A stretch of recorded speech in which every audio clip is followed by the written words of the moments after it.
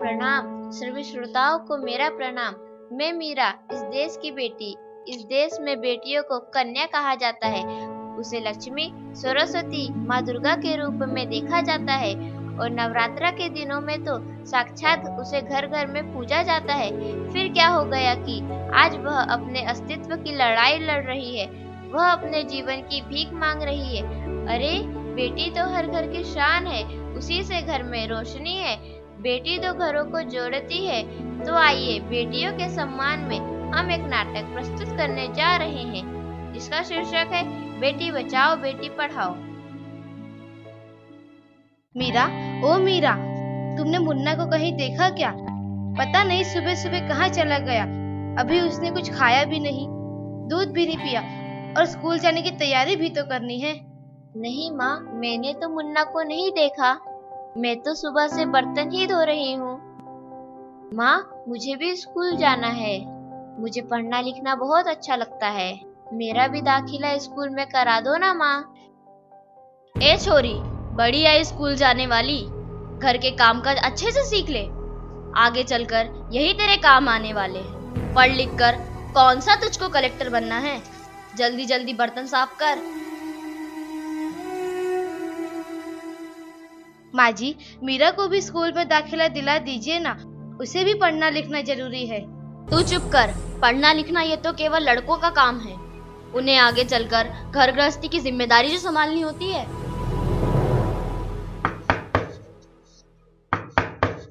अरे, क्या हो रहा है?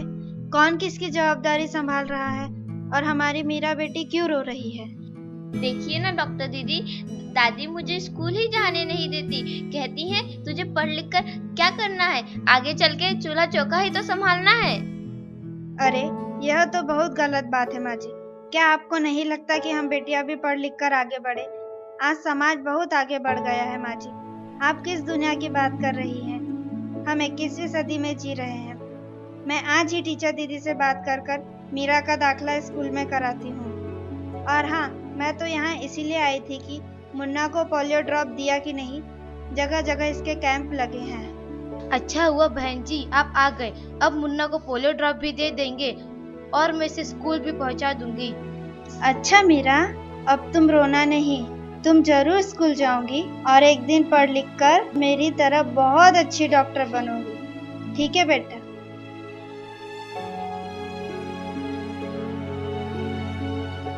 बहू, जरा एक गिलास पानी तो लाना। अभी लाई बाबूजी।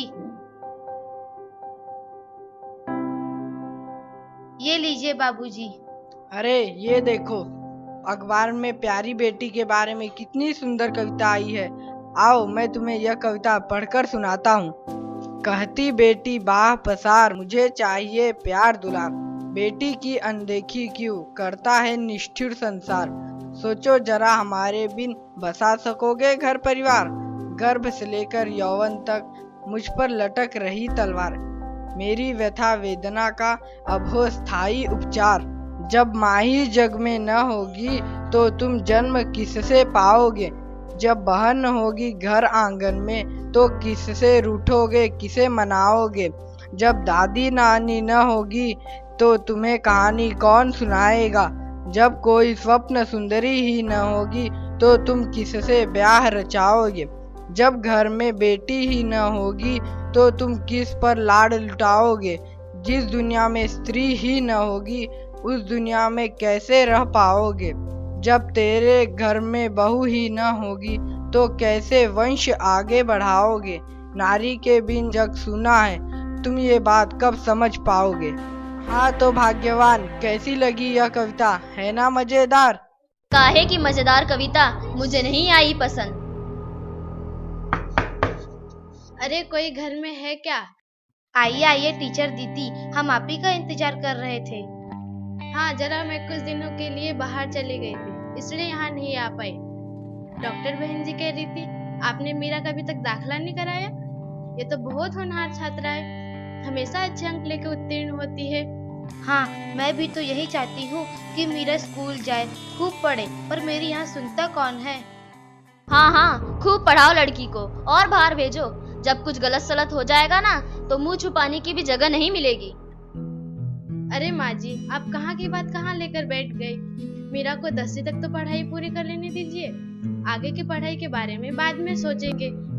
हाँ टीचर दीदी, हम मीरा को अवश्य स्कूल भेजेंगे। मैं उसे मेरे जैसा अनपढ़ नहीं रहने दूंगी, उसे खूब पढ़ाऊंगी। कल मीरा को तैयार रखना, मैं उसे लेने आऊंगी। क्यों दादाजी, सही कहा ना मैंने? हाँ हाँ बेटा, बिल्कुल सही कहा। मैं तो कब से कह रहा हूँ कि मीरा को भी स्कूल जाने दो। प्रणाम दादाजी। प्रणाम बेटा।